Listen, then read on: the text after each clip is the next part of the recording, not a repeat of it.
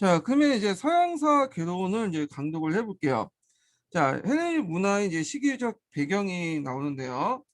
자, 지금까지 사용해온 헬레니즘이라는 말은 시대 개념인 동시에 문화 개념이다.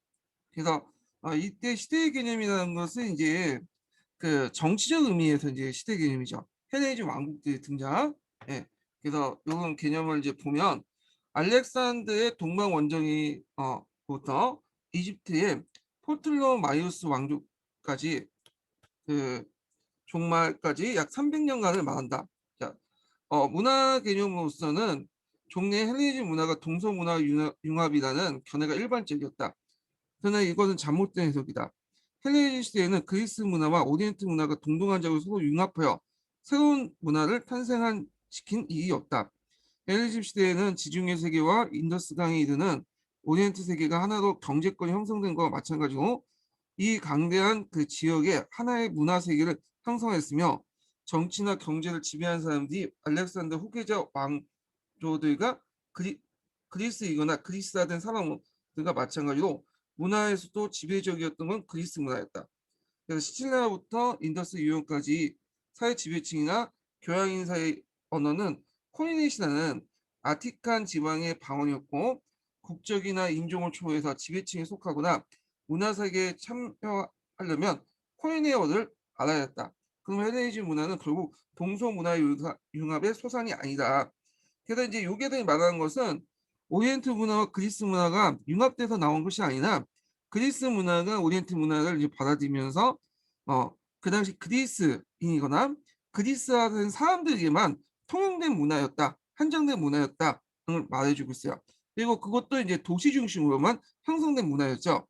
자, 그래서 이제 이 내용도 좀 기억을 해두시고 그 다음에 이제 그 밑에 헬레니즘 문화의 이제 성격 같은 게 나오죠. 마지막 단락 한번 읽어볼게요. 잠깐만요.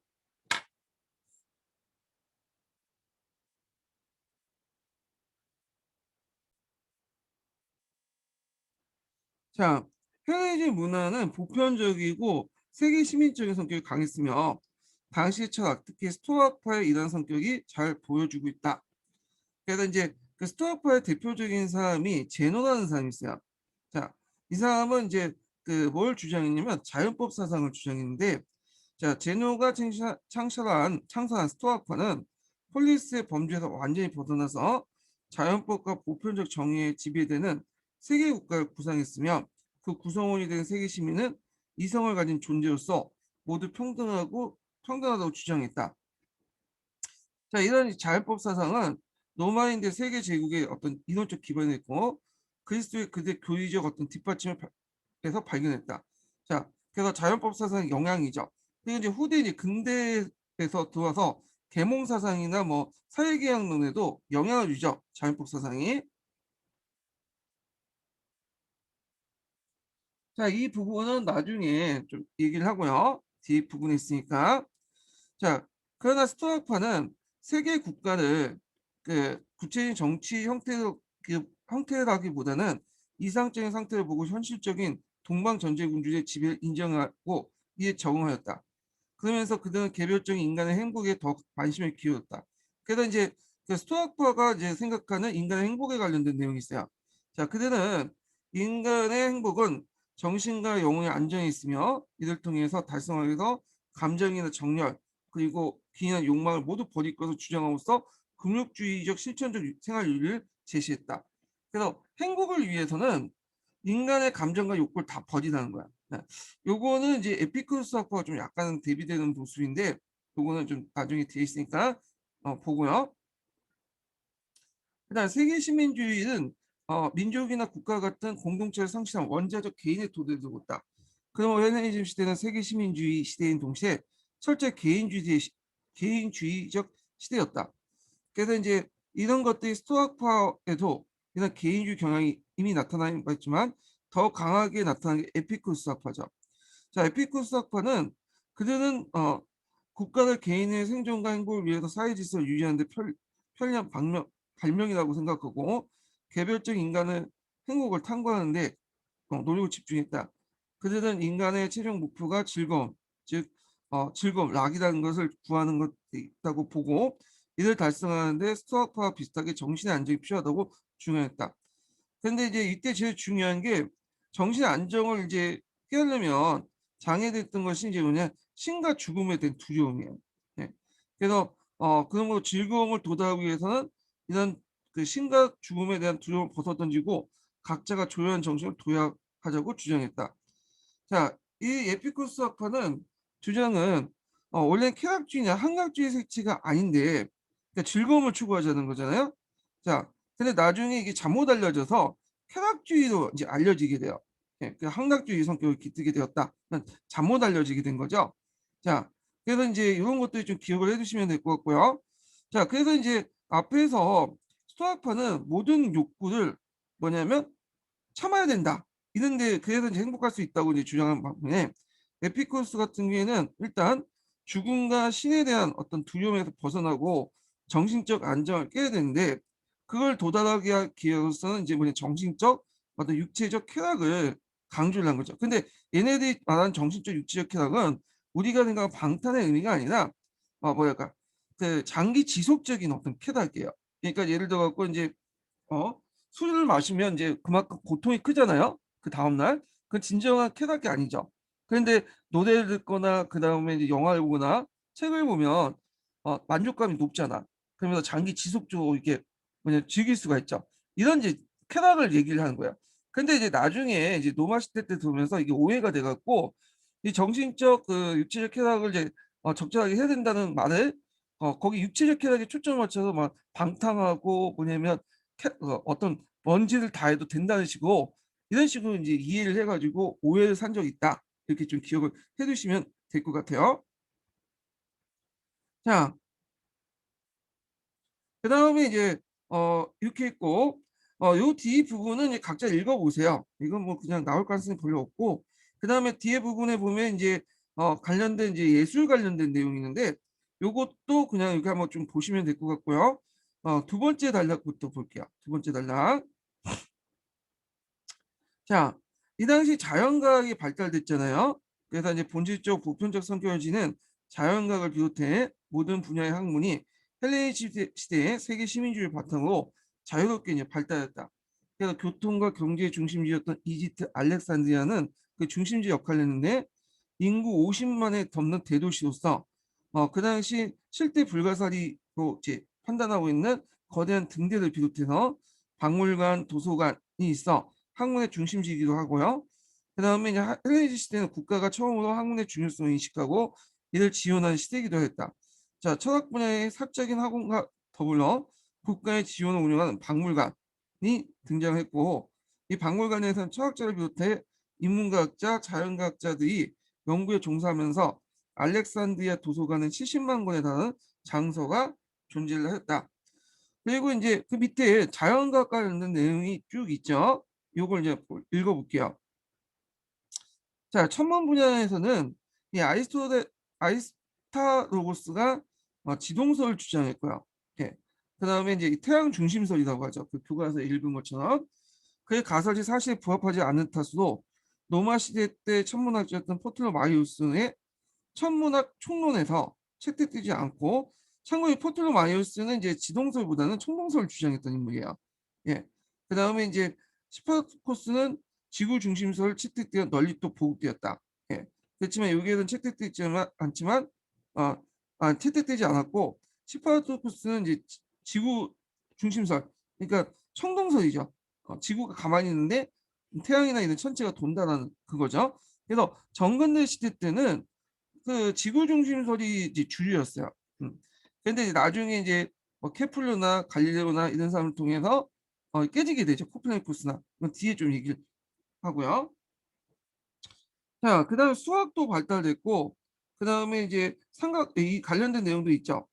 그래가지고 그 에우클라테스의 기하, 아폴로리우스의 삼각법 등 같은 것들이 나왔고, 그다음에 아르키메데스의 부력의 원리가 음, 있고, 그다음에 뒤에 넘어가서 그다음에 대표적인 지리학자로서 이제 뭐냐면 에라토스테네스가 있어요. 예. 그래서 이제 그는 지구의 주위를 계산한 바 오늘날 정확한 계산에 비해서 200마일 오차가 있을 뿐 있었고 또 세계지를 작성하기도 했다. 그러니까 이렇게 자연과학도 발달됐다. 이런 것들 이제 기억을 해두시면 될 것 같아요. 자, 그래서 이제 이렇게 해서 헬레니즘 시대는 좀 끝났고요. 그 다음에 넘어서 이제 볼 게 이제 로마로 넘어가죠. 로마 제국. 자, 로마 제국 넘어가기 전에 이 로마 제국은 이제 뭐냐 분류하는 기준에 대해서 좀 얘기를 해볼게요.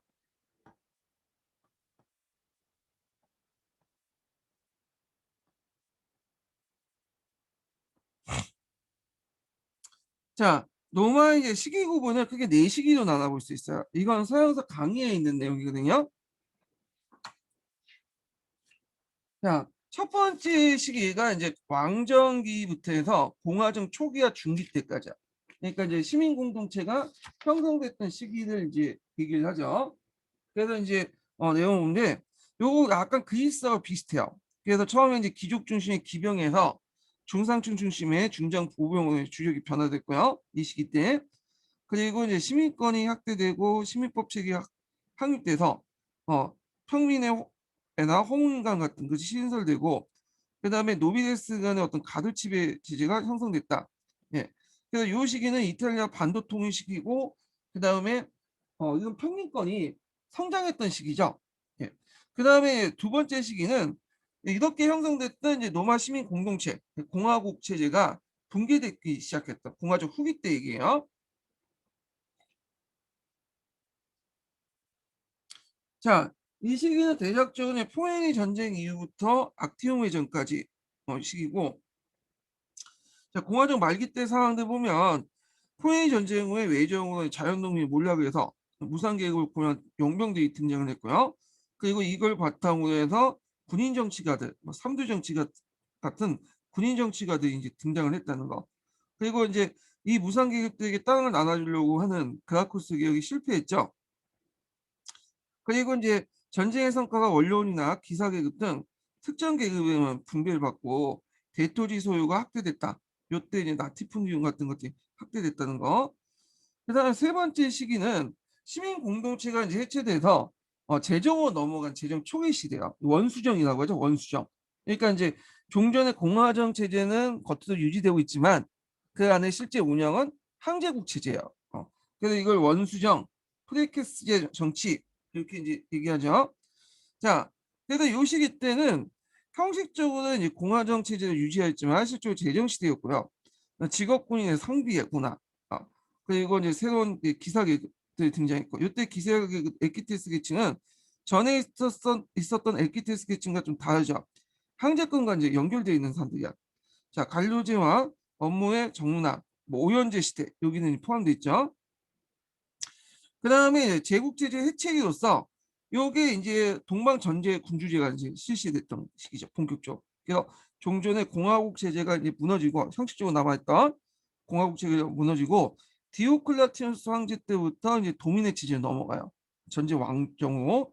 자, 요때는 이민족의 침입이 많았고요. 게르만, 사사조 페르시아, 현실 재정이 약화되고 상품 경제가 해체되면서 화폐 경제가 몰락되고 그 다음에 콜로나투스 제도가 이제 등장하죠. 학살되고 곡물 재배가 위주됐다. 학살인데 학살이죠. 등장이 아니라.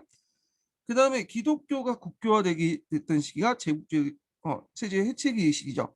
그래서 이렇게 이제 네 시기로 나눈다. 왕정에서 공화정 형성 초기 시기에 로마 공화정 해체기, 공화정 해체기, 그다음 재정 초기, 재정 후기 이렇게 네 개 시기로 이제 구분됐다는 것 좀 기억을 해두시고요. 자, 그 다음에 그 로마의 이제 그 공화정의 이제 발전 순서를 볼게요. 정치체의 발전 순서를 보면 처음에 로마도 이제 왕정이었어요. 왕정. 그리스의 연어 도시 국가가 마찬가지로. 게다가 이제 귀족 공화정으로 넘어가고 그 다음에 민주공화정으로 넘어가죠. 평민권 성장을 통해서 얘들 공화정 체제고 그리고 나서 이제 여기 넘어가서 이제 원수정 체제는 이때부터 재정이죠. 재정이라는 것은 왕이 통치하는 국가가 아니라 황제가 통치하는 국가를 이제 재정이라고 해요. 그러니까 원수정이 있다가 앞에는 전제군주정으로 이렇게 네 시기도 이렇게 정치 체계가 변화되죠. 자, 그러면 이제 관련된 내용을 이제 서기에서 한번 읽어보죠.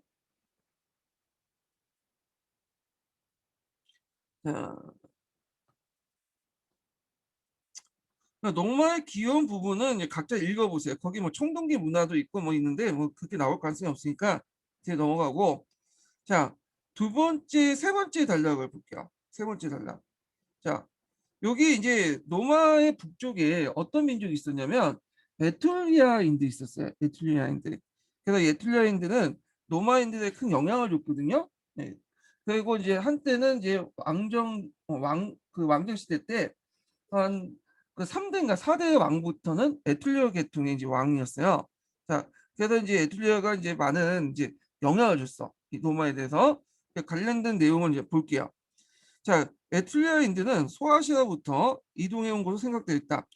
자, 그들은 이제 그리스 문자를 사용했으나 언어는 인도 유도족에 속하진 않고 그나마 기록이 단편적이어서 아직까지 그 문화를 해독하지 못하고 있다. 자, 그들은 독자적인 문화를 유지하면서 한편 그리스 문화를 받아들였으며, 자, 이때 그리스 문화를 어떻게 받아들였을까? 이탈리아에서. 네. 그 앞에서 언급한 것처럼 남이탈리아 지역의 해안가에 그리스 계통의 어떤 여러 도시국가들이 형성됐다고 했죠. 그래서 로마나 그다음 에트루리아나 이렇게 이제 얘들로부터 그리스 문화를 받아들였던 거야.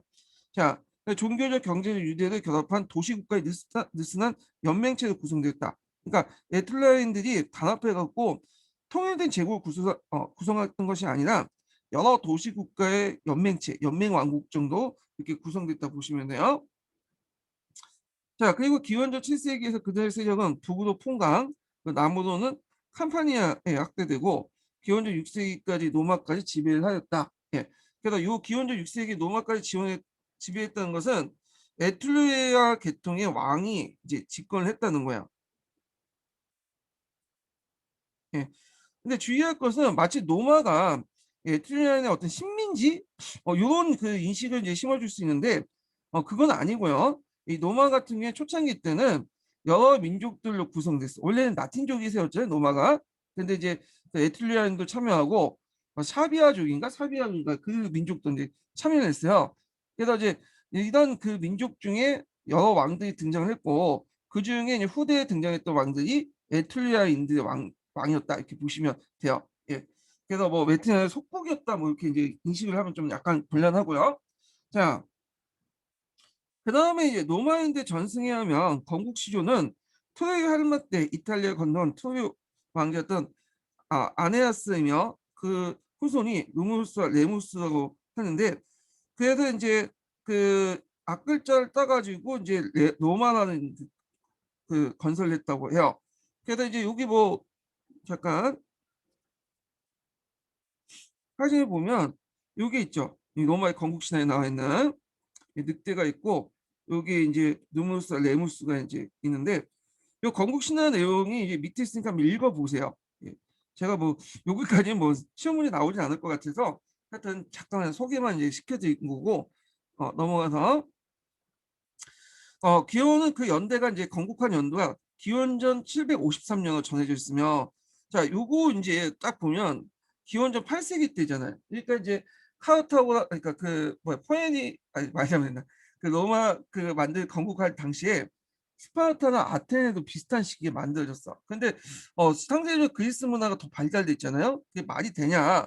말이 돼요. 왜냐면 실제로 이제 그 유물 유적들 보면 그 기원전 8세기 때 유물들이 많이 나와. 이 노마 유적지에. 그래서 노마 유적 기원전 8세기 때 만든 왕궁 유적지도 나오기 때문에 실제로 노마가 8세기 때 만들어졌어요. 다만 이제 국가의 발달 수준이나 문화 수준이 아테네나 뭐 이런 그리스 도시 국가보다 좀 늦었다는 것뿐이에요. 예. 근데 건국 시기는 대략 기원전 8세기로 이제 보고 있죠. 자, 그리고 앞에서 언급한 것처럼 초창기 때는 왕정이었죠. 그래갖고 이제 왕이 이제 국가가 있었는데 대개 7명의 왕이 있었다고 그래요. 그래서 1대부터 한 4대까지인가 3대까지가 그 라틴족 계통의 왕이었고 그다음 4대가 이게 4대 계통이 이제 사비아족 이렇게 있고 5대, 6대, 7대 이 사람들이 이름을 볼 때 에투리아 계통이라고 보고 있어요. 그래서 이제 6세기 때 로마가 에투리아의 지배를 받게 된 사실과 부합하다 이렇게 되는데 여기는 아직까지는 의견이 분분해요. 요거는 예. 단순히 왕이 뭐냐면 에투리아 계통에서 로마를 지배했냐 그 노마의 건국사를 보면 아니다 이렇게 하는 사람도 있고, 하여튼 이거는 뭐냐면 그 에트리에게 영향을 많이 받았지만 정치 지배를 받는 것까지는 정확하진 않아요. 이거는. 자, 그래서 이제 하여튼 그러다가 나중에 이제 에트리아 왕이 추방이 되죠. 그건 사실이에요. 그러다가 이제 공화정이 수립됐는데, 자, 이때 이제 그 에트리아 왕 중에 유명한 사람이 있어요. 유명한 세르비우스 왕이라는 사람이 있어요.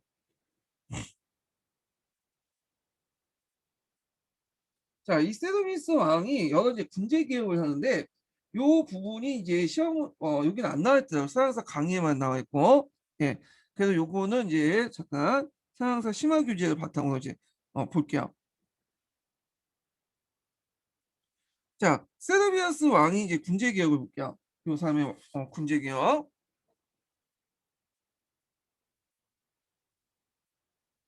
자, 이 세르비우스 왕은 그 6대 왕이에요. 네, 로마의 6대 왕인데, 자, 이 목적은 이 사람은 이제 귀족 세력이 너무 크니까 그 당시 군사 개혁을 통해서 평민 세력 대 정치적 발언권을 높이기 위해서 이걸 이제 했다고 하거든요. 그래서 이제 그 당시 이제 귀족 중심의 군제에서 밀집 대형 중심의 중장 보병 체제로 전환하고 했다. 그래서 여기 밀집 대형 팔랑크스 중심의 중장 보병 체제는 이건 그리스에서 받아들인 거죠. 그렇지만 이제 이 귀족 세력들, 6대 귀족은 혈통 귀족, 파트리키라고 하죠. 성을 가진 귀족. 그 뒤에 등장한 로비데스가 좀 약간 다른 계층들인데, 자, 이런 귀족들 반발 때문에 왕위가 퇴위됐고 쫓겨났다고 보고 있죠. 그래서 이제 학자들 따라 이게 이 사람이 6대 왕인데, 또 학자들 따라 뒤에 또 7대 왕이 있어요. 6대 왕이 마지막이다. 7대 왕이 마지막이다. 로마의 왕정이.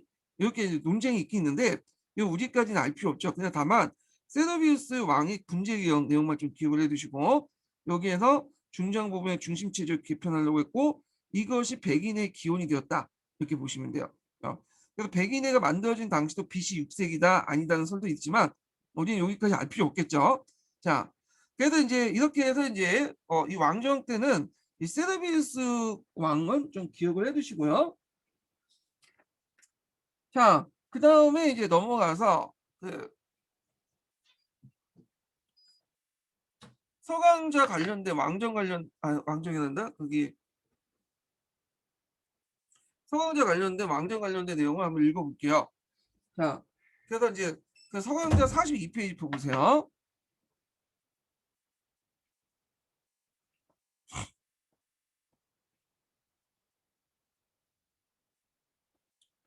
뭐 자연환경이나 뭐 트로이의 이제 전쟁 뭐 관련된 내용 한번 각자 읽어보시고 42페이지.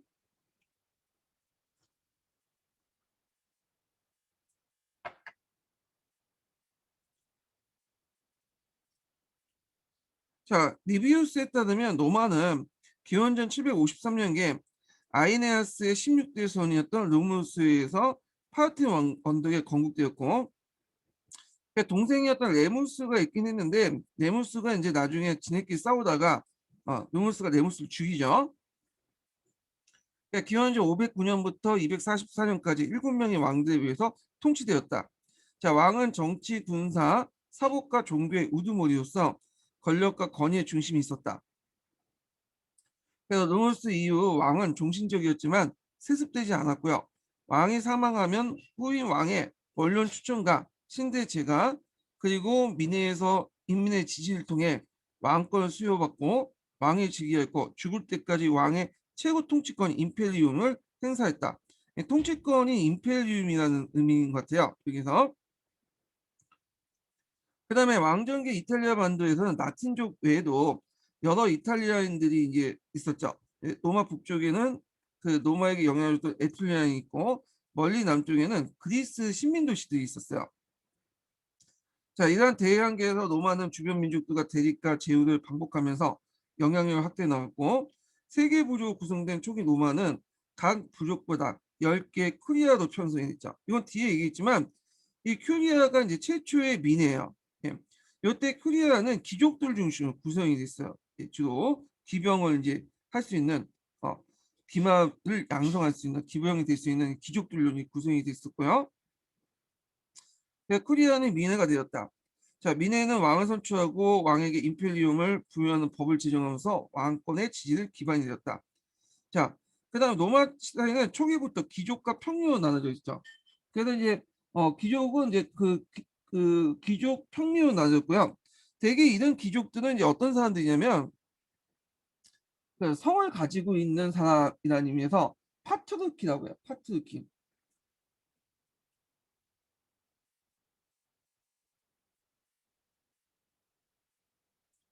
네, 성을 가지고 있는 사람에서 파트리키라고 이제 부르는 사람인데 이 사람들은 이제 그 전투의 주력이었죠. 기병이었죠. 기병. 예.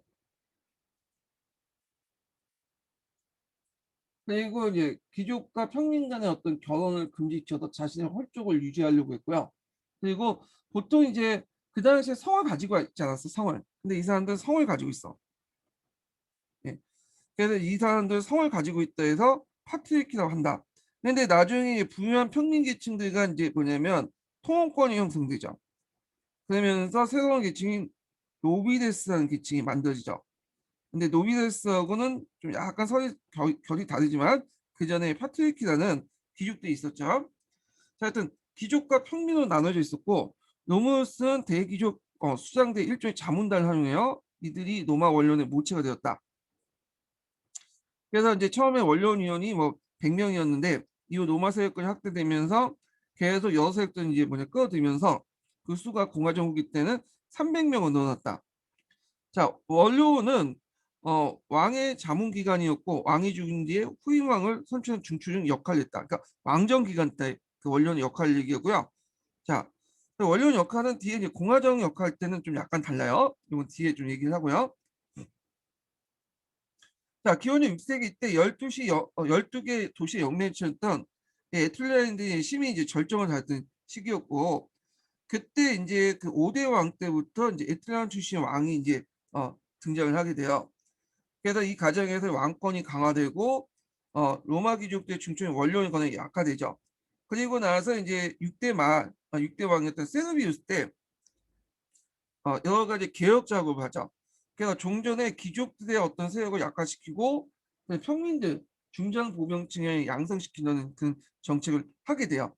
근데 여기는 부족제 개편과 관련된 내용이 있는데, 자, 하여튼 그래서 이제 그 6대왕 세르비우스 때 계속된 확대된 영토를 고려해요.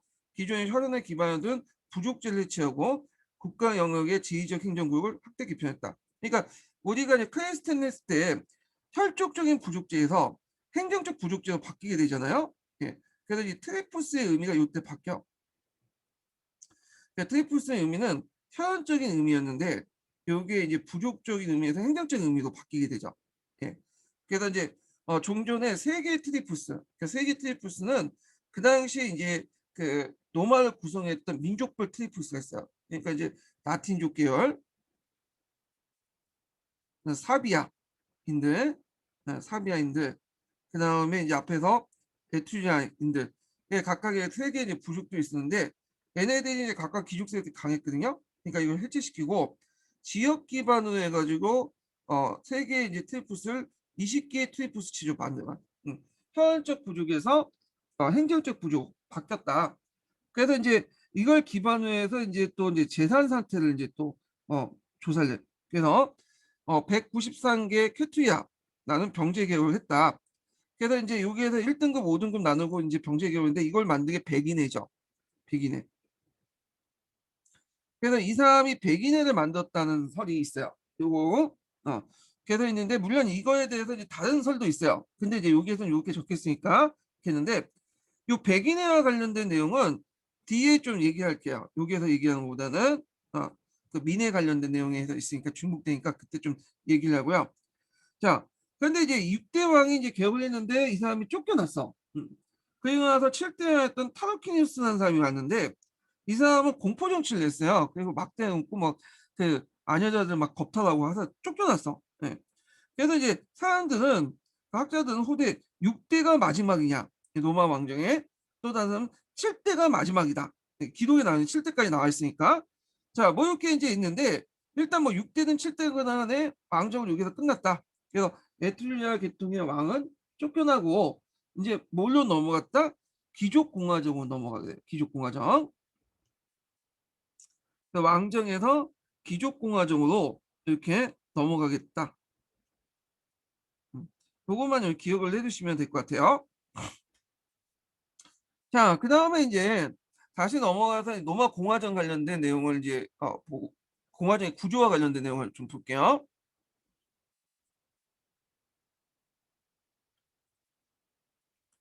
자, 여기에는 로마 공화정의 구조에서 로마의 이제 공화정의 정치 구조가 나와 있거든요. 예, 요거 중요하죠. 예, 정치 구조의 핵심, 권력 구조의 그 구조를 나는데 요걸 읽기 전에 좀 약간 정리를 좀 해볼게요.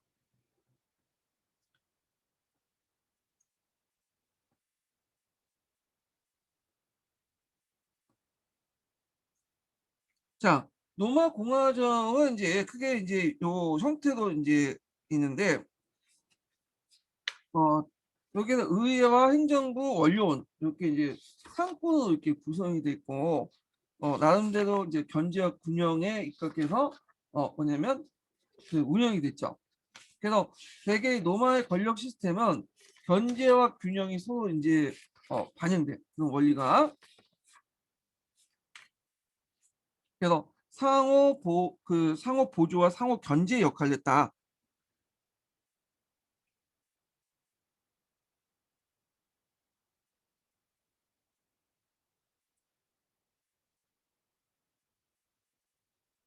그래서 이제 폴레비우스가 이걸 되게 극찬했죠. 이 로마의 정치 구조를. 그래서 이제 종교의 정치 체제를 적당한 균형을 맞춰서 뭐냐면 유지됐던 것이 로마의 어떤 성장의 원동력이었다. 이렇게 이제 보고 있는데 자 일단 로마를 보면 독재관, 집정관, 이렇게 재무관 이렇게 쭉 있죠. 이런 구조를 이제 행정부예요. 일종의 정무관이라고 하죠. 그래서 행정을 집행하는 그 사람들로 대개 임기가 1년이에요. 무보수예요. 그러다 보니까 이게 돈을 안 주니까 대부분은 이제 귀족 계급들, 노비레스 원료원 계층들이 이걸 뭐냐면 차지하죠. 그리고 얘네들이 퇴직한 후에 이 원료로 들어와. 그래서 원료는 형식상은 자문기관이지만 실질적으로는 최고기관 역할을 해요. 그래서 이 원료원 계층들은 이제 주로 노비레스 계층들이 장악하죠. 노비레스니.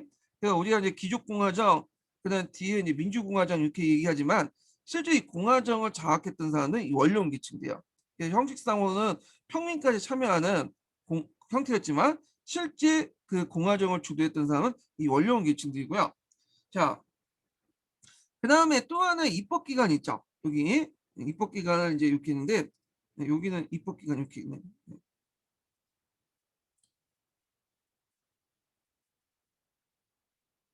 자, 입법기관은 이렇게 이제 구성이 됐어. 입법기관은.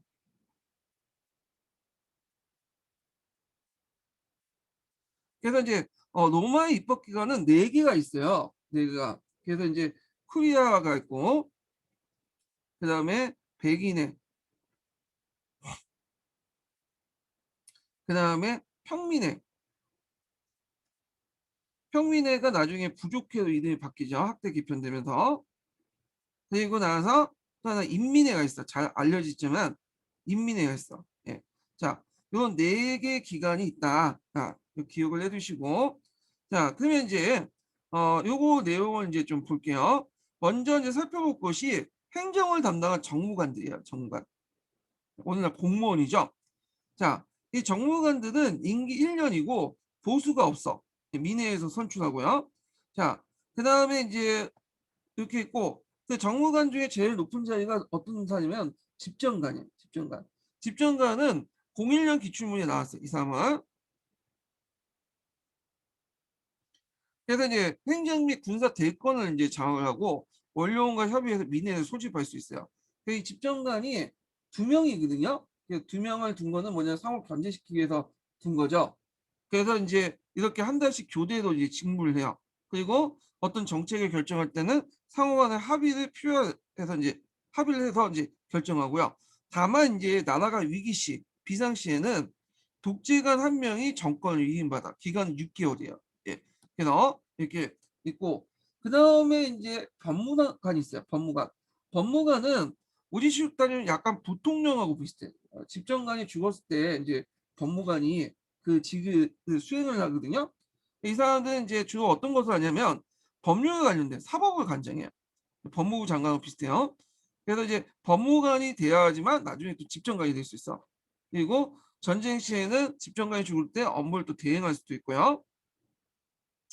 그다음 에딜레라고 해서 이제 공공건물을 관장하고 경기 및 축제를 관장하는 사람도 있고 재무관이라 해서 국고 수입을 관장하고 그다음 감찰관들은 뭐 정병을 위해서 인구나 재산 조사, 뭐 시민들의 도덕이나 풍기 감독 이런 것들을 하는데 이런 이제 이 정보관들은 일단 퇴직을 하면 이 원료원으로 자연스럽게 기속이 돼요. 그래서 나중에 원료원이 이제 자문기관이잖아요. 근데 실질적으로 이제 모든 정책 결정에 큰 영향력을 행사했었던 게 뭐냐면 원론이 충고라는 게 있어. 원론 충고를 무시하고 정무관들이 뭐냐면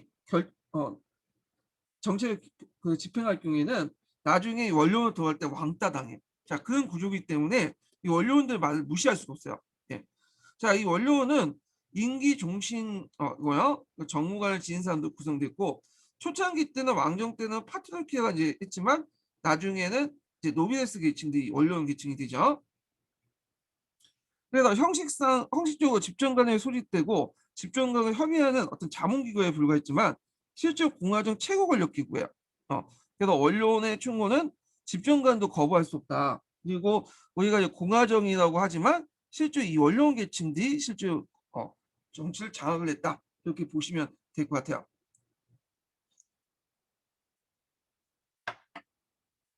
그 다음에 호민관이라는 사람 있죠.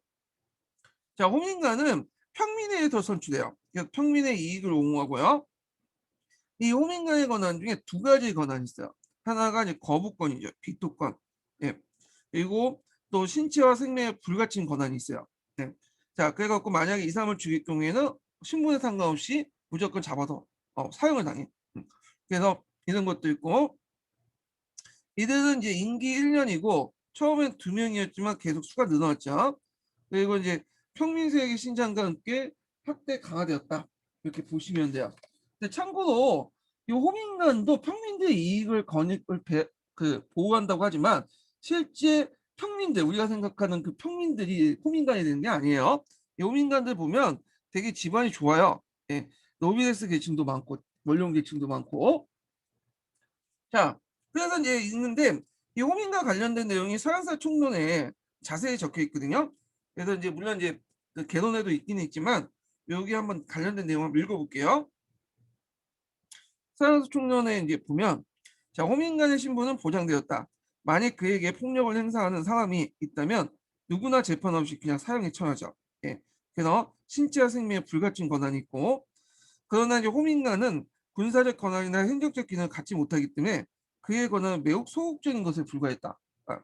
그래서 다만 호민관은 원료의 권위가 평민의 권익에 어긋날 때 이를 거부할 수 있는 권한을 있어요. 비토권을 갖고 있죠. 그래서 오늘날 이제 그 뭐냐면 대통령의 거부권이 그 용어가 여기에서 나오죠. 자, 거부권의 어는 나는 반대한다라는 라틴어. 자, 그래서 나오죠. 베토라고 해요. 베토. 네. 비토가 이제 영어식 발음이고. 자, 그 다음에 이제 미네들 보죠. 미네는 크게 이제 코리아의 병사의 또 백인의 이렇게 또 있고 그 밑에 평민의 있고요. 그 다음에 이제 여기는 안 나왔지 인민회라는 게 있어요. 인민회. 인민회. 티푸스 인민회.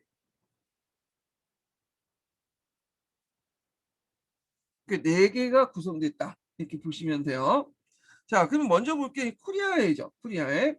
자, 코리아해는 앞에서 언급한 것처럼 이제 그 왕정 시대 때 여러 이제 시족적 조직 구성이죠. 각 부족들 세명이 세 개 부족에서 각각 그 대표자 100명씩 해가지고 구성이 됐어. 그래서 이제 집단별 이제 투표를 하죠. 그러니까 그 당시에는 개인별 투표보다는 집단별 투표가 이제 대표적인 방식이었어요. 예. 그래서 이제 있는데 세계 부족에서 100명이 아니라 10명이죠. 10명. 30명을 이제 구성이 됐다는 거. 그래서 초기 때 이제 형태가 코리아이다. 그래서 왕과 원료원의 결정을 인준해주는 그런 역할이고 군사적 기능과 연결됐다는 거. 그래서 여기 뭐 코리아의 백인 병사에는 다 이제 군사적 기능과 연결돼 있어요. 왜냐하면 그 당시에는 한 가지 원칙이 있죠. 피를 흘린 만큼 자신의 목숨을 높이는 거잖아요. 네. 근데 이제 이 코리아에는 좀 문제점이 있는 게 뭐냐면 되게 이제 그 당시에 이제 주력이 기병이었잖아요. 말을 탈 수 있는 사람들 기병이라고 하죠. 이 기병들은 누가 이제 담당해? 귀족들이 담당했어. 왜냐면 말을 사고 훈련시키고 거기에서 전술 전략 같은 걸 펼치려면 나름대로 시간이 널널한 사람들이 할 수 있어. 일반 평민들 못 해요. 자, 그러니까 이제 코리아는 귀족들이 장악한 정치 형태였다. 그러니까 이제 나중에 어 귀족들의 권한에 이제 뭐냐면 반발한 좀 약화시키려고 했던 세르비우스 왕 같은 사람은 어떻게든 이 코리아를 이제 해체시키고 약화시키고 좀 이제 그 평민들까지 끌어들이는 그런 새로운 민회를 만들었죠. 이게 병사회 또는 백인회라고요. 백인회. 자, 일단 이 백인의 등장 배경은 중장보병 밀집대 전술이야. 요거 이제 그리스 식민도시에서 받아들였죠. 네, 그리스 식민도시에서 받아들이는 방법인데, 그래서 이제 새로운 시민군이 편제됐고, 그리고 요게 이제 주력이 돼요. 기병 대신에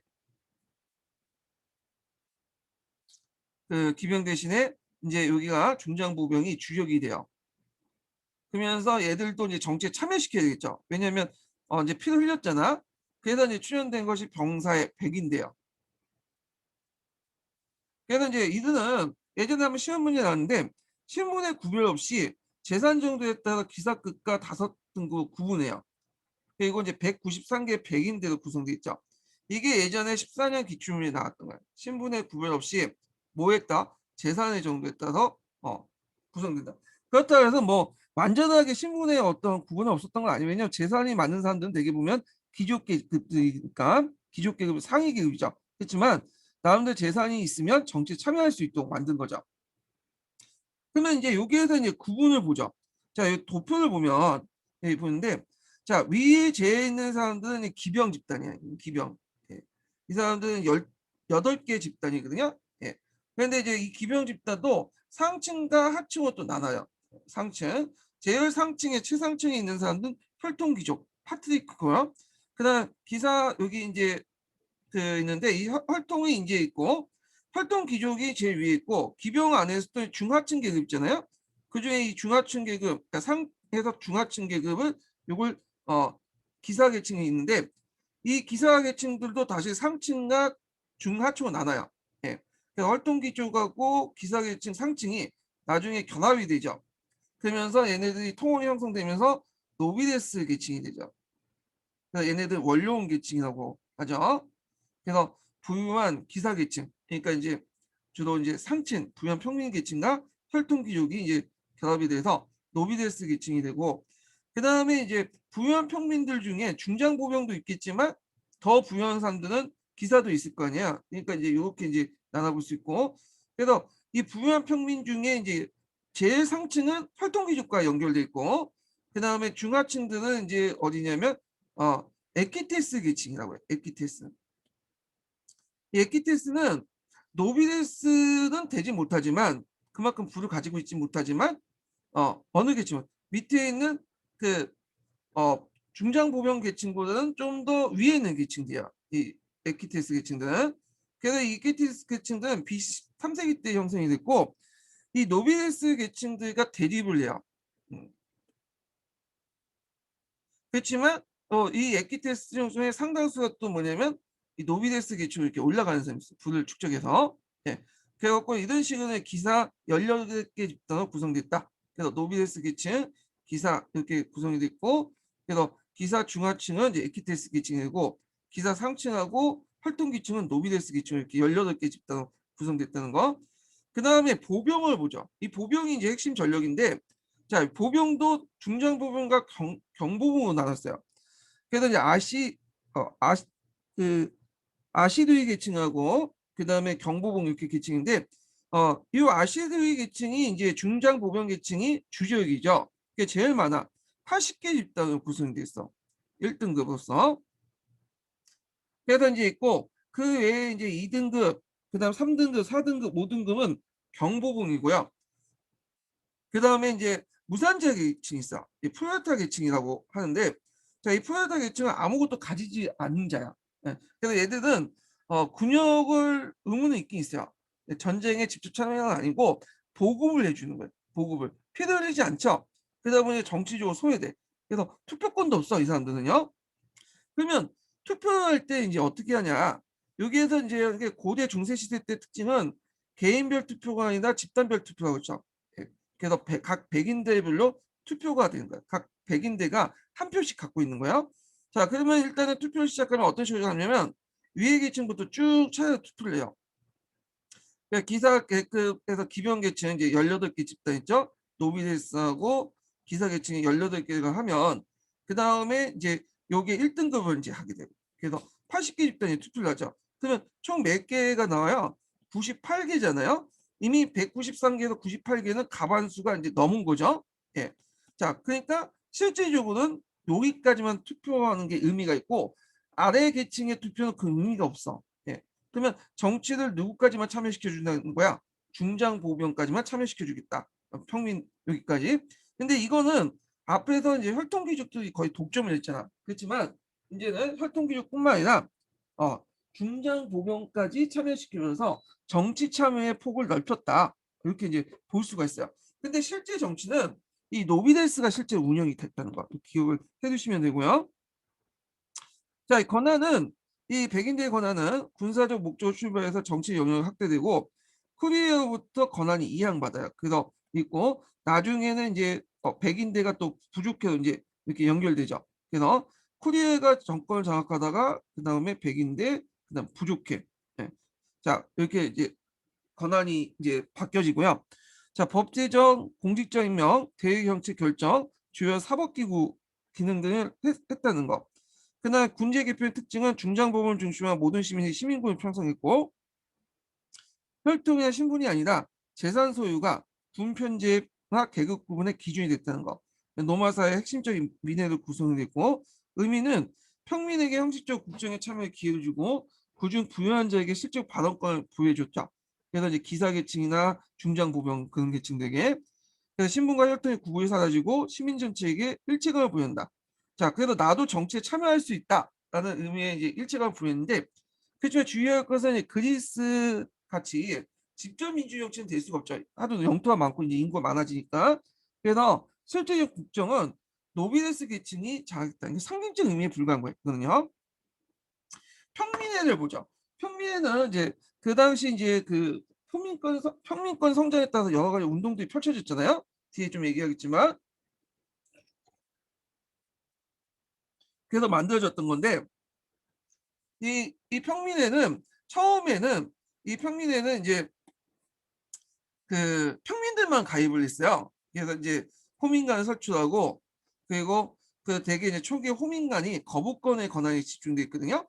예, 이 독자적인 입법권은 그러니까 입법권을 가지고 있었지만 그 입법권이 이제 뭐냐면 귀족들 권한의 침해할 경우에는 원래부터 비준이 안 됐어. 예, 그래서 이제 그 좀 입법권의 한정이 좀 있었죠. 이런 것들이. 자, 그래서 이제 이렇게 있고 근데 이 평민회가 부족회로 이름을 바뀌어요. 부족회 트리푸스라고 하죠. 행정단위, 지역 단위로. 그래서 이제 포폴레피우스 법에 따라서 이제 평민회가 부족회로 학대 개편되면서 재산 정도에 상관없이 귀족이나 평민도 참여. 이때부터 귀족들이 이제 평민회, 부족회에 참여해요. 근데 평민들이 이제 목소리가 높일 수밖에 없는 게 요거는 머리수대도 이제 투표권이 부여돼요. 네. 그러니까 각 트리푸스회의 기준을 가지고 이제 토론을 하긴 하지만 행정단위니까 지역 단위도 이제 하나도 이제 한 표를 행사하죠. 예. 근데 이 지역을 나눌 때 앞에 백인대처럼 이제 재산을 따라서 이제 나누는 게 아니라 뭐냐면 그냥 행정구역에 따라 나누는 거야. 말 그대로. 그러다 보니까 잘 사는 사람 지역가도 한 표가 형성되고 못 사는 지역도 한 표죠. 평민이 많이 사는 것도 한 표고. 그러다 보니까 평민들이 더 많지 않을 수가. 그러다 보니까 쪽수의 논리가 통하는 거야. 앞에 백인애와 다르게. 자, 그래서 실질적으로 그 귀족들이 참여시켰지만 실질적으로 평민들의 목소리가 많이 반영돼요. 네. 그래서 이제 얘네들이 아까처럼 입법권은 이제 있다고 했잖아요. 입법권 인정받고 그러지만 입법권이라는 게 자체가 이제 정계층의 입법권이 아니라 평민들에만 적용될 수 있는 입법권만 행사할 수 있었죠. 왜냐하면 그 이상 행사하면 모든 계층의 입법권 행사하면 그 언론이 비준을 안 해줄 거죠. 그런데 이제 호텔시스법에 따라서 모든 계층이 적용할 수 있는 입법권을 행사할 수 있게 돼요. 왜냐하면 언론 비준 없이도 입법권을 행사할 수 있도록 뭐냐면 정해버린 거죠. 그러면서 이제 이 호텔시스법에 의해서 백인의 권한도 부족해도 이양을 하게 돼요. 예. 그래서 이런 내용들 좀 기억을 해주시면 돼요. 자, 그러면 이제 다시 한번 정리하면 로마의 민회는 세 가지 기준에 의해서 이제 만들어져요. 혈통, 그 다음에 재산, 예. 그 다음에 또 하나가 부족해. 그러니까 이제 행정적 구역이죠. 행정구역에 따라서 이렇게 얘기하는데 혈통에 따라서 이제 만들어진 것은 뭘까요? 이거는 아까 전에 코리아이고요. 그리고 이제 재산에 따라서 구성된 거. 예. 요거는 이제 뭐냐면 백인대죠.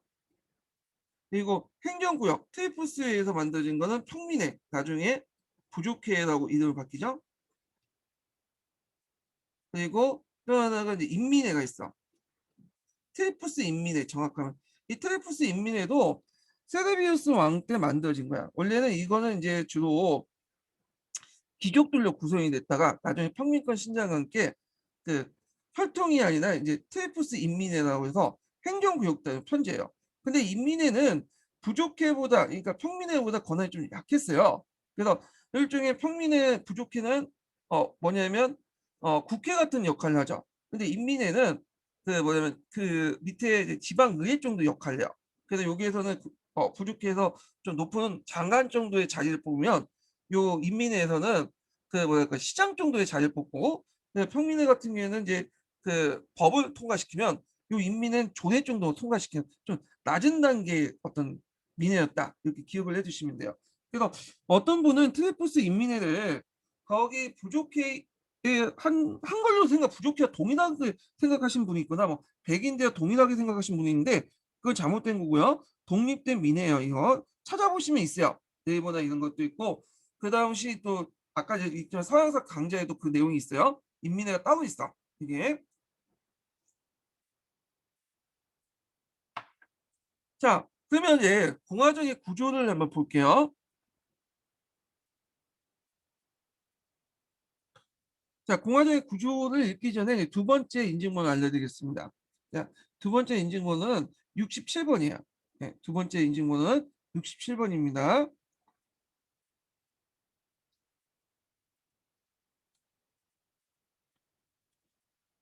자, 로마 공화정의 정치 구조의 핵심은 원로원과 정무관, 민회였다.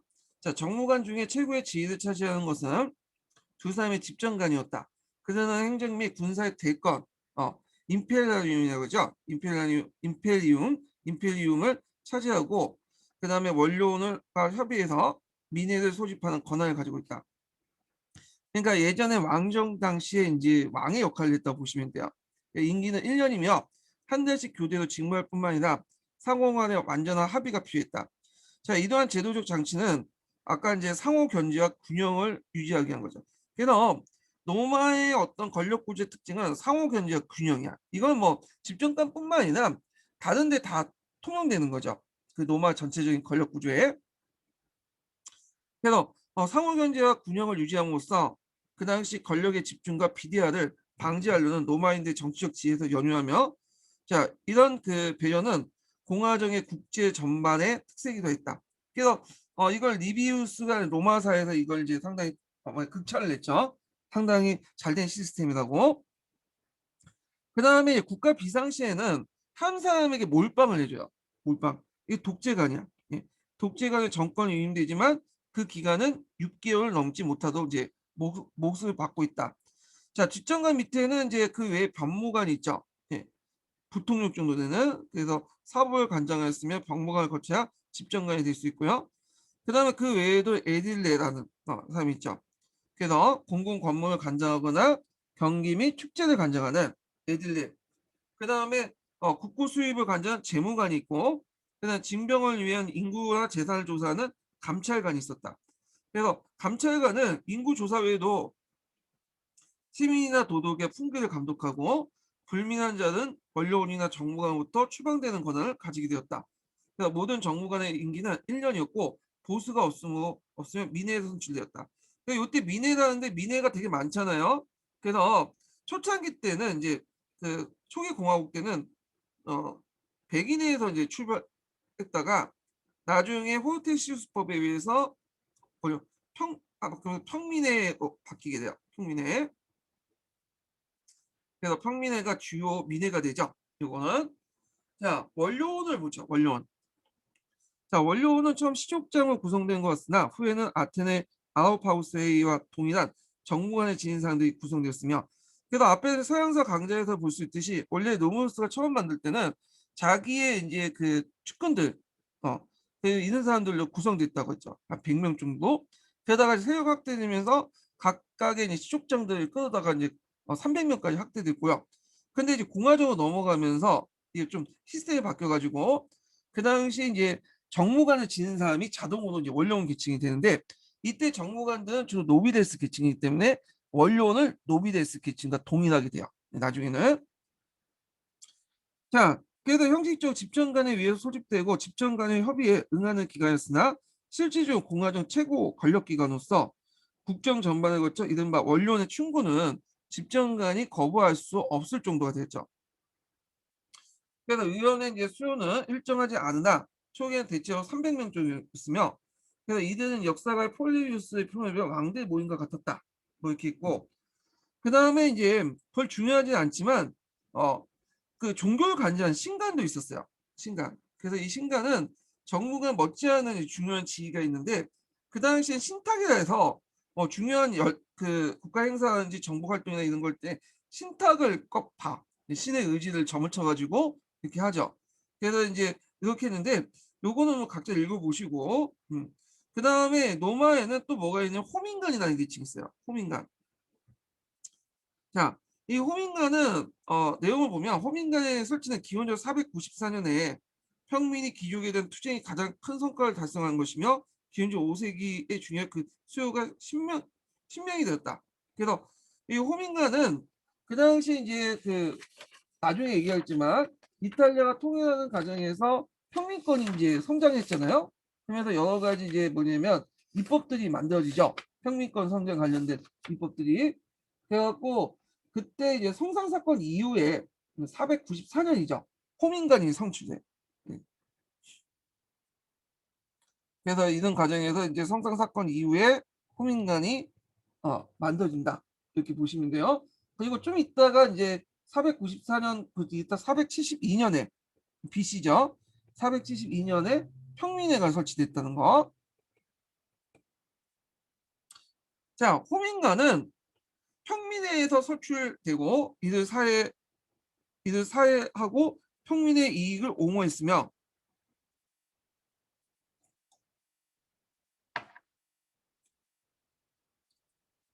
여기 이들 사회한다는 말이 무슨 말인지 모르겠네. 네, 여기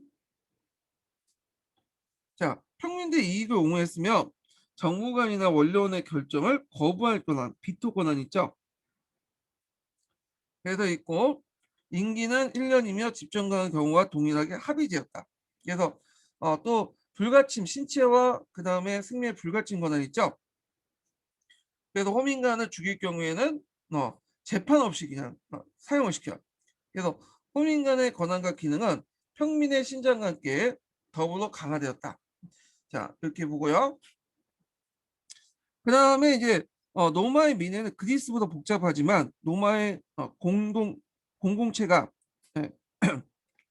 예, 공공체가 로서 시민단의 통일체를 말해주는 것이며 그 발전 과정은 시족적 사회부터 그 당시 이제 지역 국가적 시민 공동체의 발전을 나타나고 있다. 그래서 이제 여기 보면 가장 오래된 민회는 쿠리아회가 있죠. 자, 쿠리아회는 노마 초기 사회 시족적인 조직에 따라 구성된 곳으로 귀족에 의해서 지배되었다. 뒤에 설명하겠지만 귀족에 대한 평민의 투쟁 과정에서 유하다는 민회가 설립되는데 그 하나가 병사회다. 자, 병사회는 전 시민이 병역 의무의 전제로 시민들의 193개 백인대 그래서 큐투리아라고 하죠. 이 큐투리아를 기준으로 해갖고 조직인데 주의할 것이 백인대에서 꼭 백인만 있는 게 아니에요. 백인대는 하나의 명칭에 불과하고 그 안에 이제 여러 명이 편제될 수 있어. 네, 뭐 1000명, 10,000명은 편제될 수 있고 이렇게 돼 있다는 걸 좀 기억을 해주시고요. 그래서 시민의 재산에 따라 기병 이하의 5등급 이하의 그 나누어 중장보병, 경장보병 등으로 구분되어 군사조직을 토대로 한 일종의 시민총회였다. 자, 이 병사의 집정관을 포함해서 고위정무관의 선출, 그 다음에 전쟁과 강화의 결정, 기타 입법 등 그 기능이 매우 컸다. 자, 근데 이제 이것을 이어받은 것이 평민회, 나중에 부족회라고 하죠. 자, 다른 민의 평민회 또는 이는 트리푸스회라고 또 불려진다. 자, 평민회, 그 다음에 트리푸스회 부족회, 그죠? 원래 이 평민회는 왜 이렇게 부르냐면 평민들 거주의 행정구역을 바탕으로 이제 편제됐기 때문에요. 그래서 앞에서 얘기한 것처럼 이제 투표 단위가 있죠. 혈족 단위는 코리아, 그다음 재산 단위는 그 백인대, 그다음에 행정구역 단위는 트리푸스 단위는 평민회, 인민회 이렇게 있죠. 자, 이 평민회는 호민관이 선출되고 그리고 이제 호민관이 그 의장이 되었다. 그 초기에는 호민관이 거부권이 집중됐으나 평민관 신장과 더불어 입법권이 인정됨으로써 그 중요성이 커졌다. 자, 그래서 이제 그 밑에 내용들 좀 기억을 해주시면 될 것 같고요. 자, 여기에는 이제 입법권 설치는 아마 이제 호어테이스법 같아요. 287년이니까.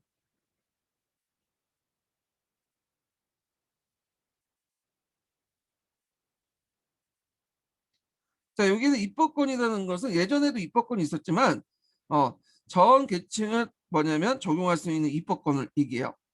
여기에서 입법권이라는 거는. 그래서 이 내용들 좀 기억을 해두시고, 자, 그 다음에 이제 그 사회 구조와 이제 신분 투쟁을 넘어가기 전에 서강자에 있는 내용을 좀 읽어보고 넘어갈게요. 서강자 몇 페이지 보시냐면요. 노말 권력 구조 관련돼서 자, 44페이지 보세요.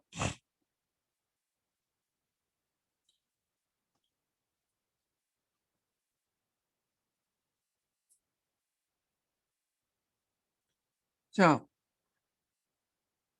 여기 이제 44페이지 두 번째 단락을 볼게요.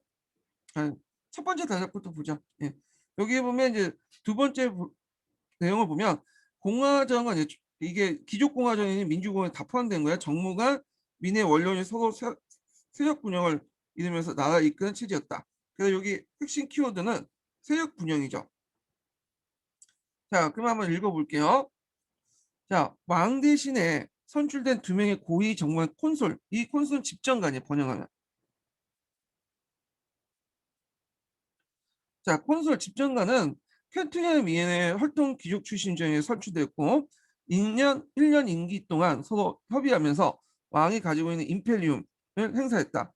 그래서 그러나 공화정 초기 귀족들은 콘솔직의 동조에 불만을 품은 평민들이 이른바 신분투쟁을 벌이자 기원전 367년에 콘솔직의 그 뭐냐 두 자리 중 한 자리를 평민 출신에게 할당했죠. 그래서 예전에는 이제 노비르스 계층들이 이걸 이제 했는데 너무 불만이 커지고 하니까 367년에 한 자리를 줬어. 이게 무슨 법이죠? 니키니우스 섹스티우스 법이죠.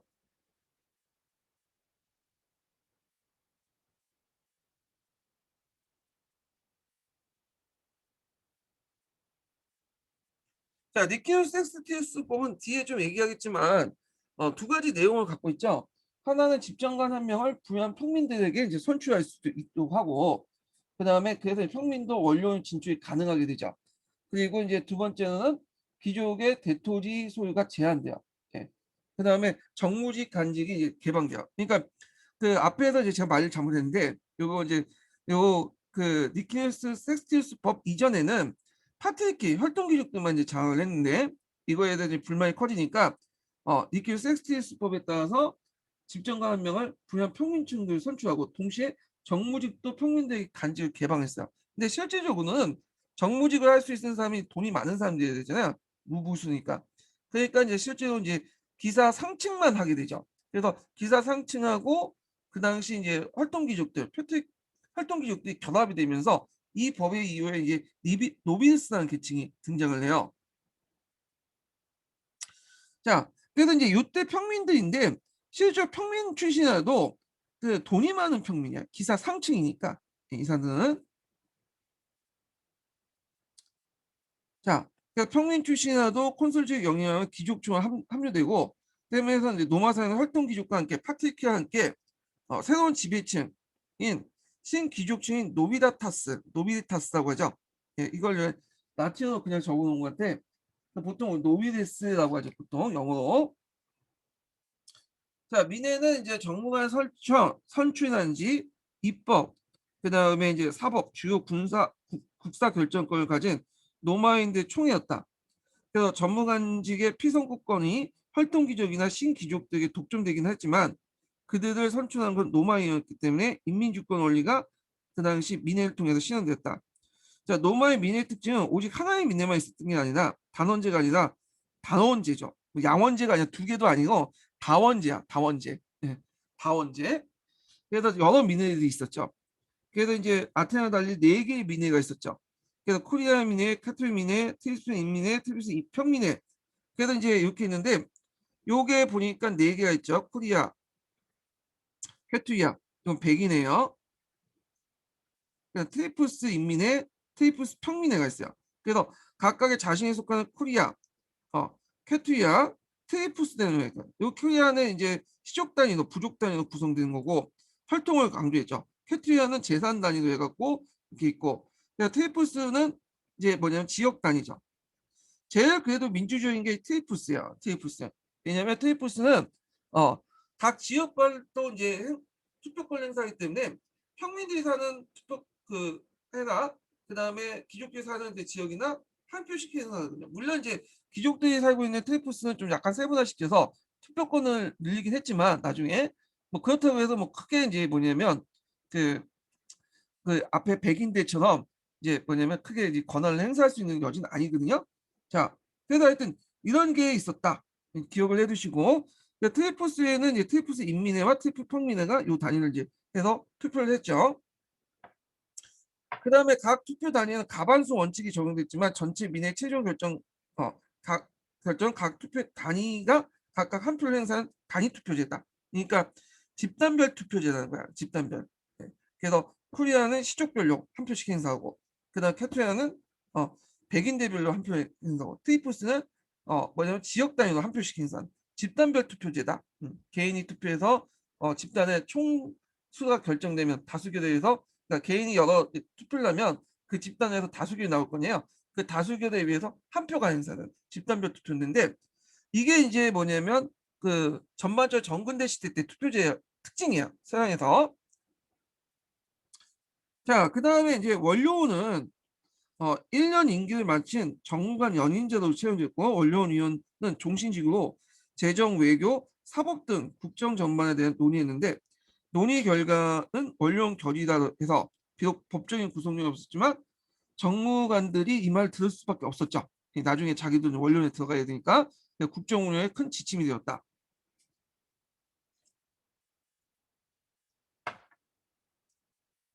자, 신문 투쟁을 거치면서 기원전 3세기 말이 되면 원로원과 노마 인민에 포함되는 노마 공화정은 귀족과 평민 간의 불평등을 해소하고 노마 인민의 일체감을 강화하면서 원로원의 건의한 인민주권의 원리가 조화를 정치체로 발전됐다.